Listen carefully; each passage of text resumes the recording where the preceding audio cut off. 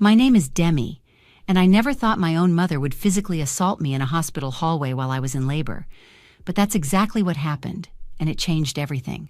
It started 6 months into my pregnancy.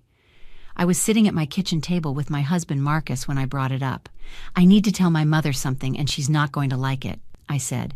Marcus reached across and squeezed my hand. "About the delivery room?" "Yeah, I only want you there, nobody else." "That's completely your choice, Demi. It's your medical procedure." "I know, but you know how she is. She's been texting you too, demanding we name the baby after her." "Yeah, apparently the baby needs to be named Patricia, whether it's a boy or girl." I called my mother that evening. She answered on the first ring. "Demi, I was just looking at christening gowns online." "Mom, we need to talk about boundaries." "What boundaries? I'm the grandmother. I have rights. When I give birth, only Marcus will be in the delivery room with me." Silence. Then her voice turned ice cold. "Excuse me?" "It's my medical procedure, my choice. I want privacy." "I was there when you were born, Demi. I'm your mother. I have every right to be there for my grandchild's birth." "Actually, you don't. The hospital will only allow people I approve." "This is ridiculous. I raised you. You owe me this." "I don't owe you access to my medical procedures, Mom. If you do this, Demi, there will be consequences. I'm warning you." "That sounds like a threat." "It's a promise. You don't get to shut me out of the most important moment of my grandchild's life." "It's not about you, Mom. It's about me and my baby." "We'll see about that," she said, and hung up. Marcus found me crying in the bedroom. "What did she say?" "She threatened me. She said there would be consequences if I don't let her in the delivery room." "That's not okay. Should we document this?" "I have a feeling this is just the beginning." I was right. Over the next 3 months, my mother called daily, sometimes hourly. She showed up at our house unannounced. She told extended family I was being cruel and ungrateful. My Aunt Linda called me one afternoon. "Demi, your mother is very upset." "I know, Aunt Linda, but this is my boundary. She's saying you won't even let her meet the baby." "That's a lie. She can meet the baby. She just can't be in the delivery room." "She's telling everyone you're cutting her out completely. She's manipulating the situation." But my mother wasn't calming down. The texts came constantly. "You're being selfish and ungrateful. I sacrificed everything for you, and this is how you repay me? Mark my words, you'll regret this decision. I will be at that hospital whether you like it or not." 2 weeks before my due date, Marcus and I met with my OB/GYN, Dr. Sarah Chen. "Dr. Chen, my mother is threatening to force her way into the delivery room," I explained. Dr. Chen nodded seriously. "We take patient privacy very seriously. I'll make a note in your file that only Marcus is approved. Security will enforce it." "What if she tries to get in anyway?" Marcus asked. "Then security will remove her from the maternity ward. We've dealt with situations like this before. Your medical privacy is protected by law, Demi." "Thank you. I'm genuinely worried she might cause a scene. We're prepared for that. Focus on your health and your baby. We'll handle your mother if she shows up." I felt relieved leaving that appointment, but Marcus looked worried. "What's wrong?" I asked. "I'm just thinking about what she might do. Your mother doesn't accept the word no very well." "What can she do? The hospital has security." Marcus gave me a look. "Demi, your mother once broke into your apartment because you didn't answer her calls for 3 hours. That was years ago. Has she stopped violating your boundaries, or has it just become normal?" I thought about that. He was right. My whole life, my mother had bulldozed through every boundary I tried to set. "Maybe we should talk to a lawyer," I said quietly. "Let's see how the delivery goes first, but yeah, we might need to consider a restraining order eventually. I hope it doesn't come to that." "Me too, but we need to be prepared." Labor started at 2 a.m. on a Tuesday. Marcus drove me to the hospital while timing contractions. "Did you tell your mother?" he asked. "No, I'm not telling her until after the baby is born." We checked into the maternity ward. Dr. Chen examined me quickly. "You're at 6 centimeters already. This baby's coming fast." "Can you make sure the security note is active about my mother?" "Already confirmed. Only Marcus is on your approved list." I was breathing through contractions when my phone started buzzing. "It's her," Marcus said. The texts came rapid fire. "Where are you?" "Someone saw Marcus's car at the hospital." "I'm coming there right now." "You better not try to keep me out." Marcus showed the text to our nurse, Jennifer. "Her mother is threatening to come. She's been harassing us for months." "I'll alert security immediately." 30 minutes later, I heard shouting down the hallway. "My daughter is in there. I have a right to see her." "Ma'am, the patient has specified you're not allowed in this area." "I'm her mother. You can't keep me from my own daughter." "Ma'am, if you don't leave, we'll escort you out." "This is discrimination. I'll sue this entire hospital." Dr. Chen stepped into my room. "Your mother is causing a disturbance. Do you want to speak to her?" "No. Tell her to leave." My mother's voice got louder. "I can hear her. Demi, let me in." Marcus went to the hallway. I heard heated voices, then scuffling. He came back with his shirt torn. "She tried to shove past me. Security's escorting her out." Dr. Chen checked my progress. "You're at 9 centimeters. Almost time to push." But minutes later, I heard running footsteps. The door burst open. My mother stood there, wild-eyed. "I'm here, baby. Mommy's here." "Get her out!" I screamed. She lunged at my bed. I put my hands up to protect myself. She grabbed my left arm with both hands and yanked hard, pulling me partially off the bed. Her nails dug into my skin. The monitors started beeping wildly. "You will let me be here! I'm your mother!" Marcus grabbed her from behind. "Let go of her!" Security guards pried her fingers off. She kicked and screamed like a wild animal. "This isn't over, Demi. You'll regret this. You're a terrible daughter." They dragged her out. Her screaming echoed down the hallway. Dr. Chen checked the monitors. "Baby's okay? Are you hurt?" My arm was bleeding where her nails had torn the skin. Bruises were already forming. I was shaking uncontrollably. "I want to press charges right now. We'll call the police immediately. Jennifer, photograph these injuries." Through the pain and shock, I pushed my daughter into the world 45 minutes later. "It's a girl!" They placed baby Emma on my chest. She was perfect, but my arm was bandaged and bruises covered my shoulders where my mother had grabbed me. "She could have hurt the baby," I whispered. Marcus kissed my forehead. "Emma's perfect, and your mother is going to face serious consequences." Detective James Reynolds arrived 2 hours later. "Miss Demi, your mother assaulted you during labor. The hospital has video footage and multiple witnesses. Tell me everything." I recounted the story from the initial threats to the assault. "Do you still have the threatening text messages?" Marcus handed over my phone. "Months of threats." Detective Reynolds scrolled through them. "This establishes premeditation. Combined with the video, witnesses, and your injuries, we have a strong case. Assault and battery, criminal trespass, stalking, and disorderly conduct. She's looking at up to 3 years in prison." "Good. I want every single charge." "We're arresting her tonight." Marcus's sister Rachel arrived soon after. "Are you okay?" "Physically, I'll heal. Emotionally, I'm furious." My phone buzzed. "Aunt Linda. Demi, your mother says you had her arrested for nothing. She broke into the delivery room and attacked me while I was in active labor. I have scratches and bruises. The hospital has video footage." "Oh my God. She told me you were exaggerating."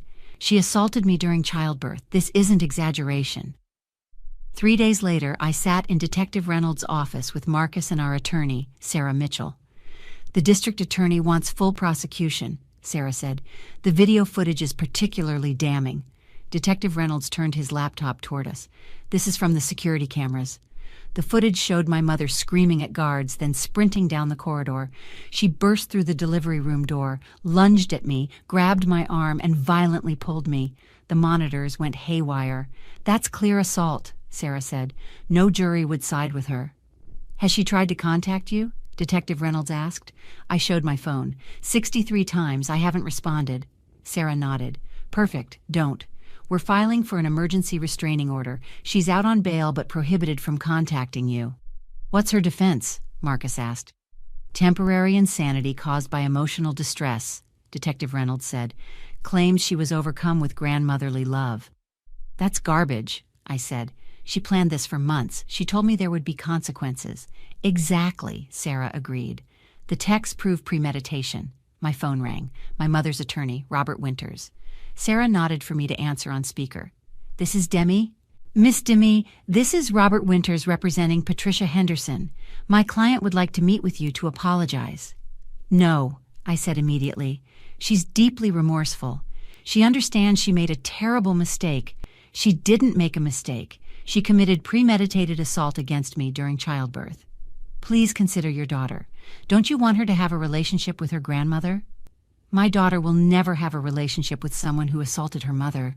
Patricia is willing to attend therapy, anger management. I don't care what she's willing to do now. She had months to respect my boundaries. She chose violence. Sarah jumped in. Mr. Winters, this is Sarah Mitchell, Miss Demi's attorney. There will be no deals, no negotiations, no drop charges. This call is over. She hung up. Perfect, Sarah said. They know we won't back down. The restraining order hearing was the following week. My mother tried to look sympathetic in a conservative dress, but Judge Margaret Anderson wasn't having it.